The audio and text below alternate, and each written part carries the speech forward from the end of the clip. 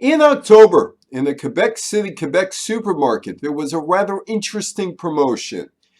An internationally known beer company was trying to entice customers to purchase the product by offering a free Major League Baseball licensed Montreal Expo hat.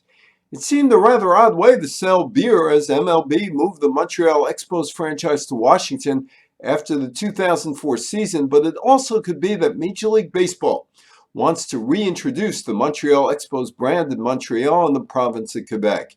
MLB will have preseason baseball games in Montreal on March 23rd and 24th, 2020, featuring the New York Yankees and the Toronto Blue Jays. It appears that MLB is getting Montreal and Quebec ready for an Expos return. After all, MLB is selling Expos merchandise. At some point, it was thought that Montreal, which has potential owners, would be in line for an expansion team. But over the summer, word came from Tampa Bay Rays owner Stu Sternberg that he wanted his St. Petersburg, Florida-based team to play its summer portion of its home games in Montreal. It seemed to be a fantasy idea, but Rays ownership has asked St. Petersburg officials to allow them to move some home games to Montreal sooner than later.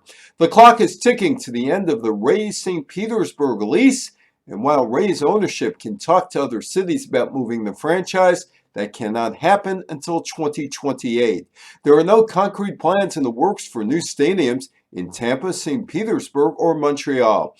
Major League Baseball wants to get back into the Montreal market. There are people willing to invest in the Montreal team led by Stephen Bronfman, and that Montreal's corporate community, including a brewery, seems to be on board with a Major League Baseball team returning to the city.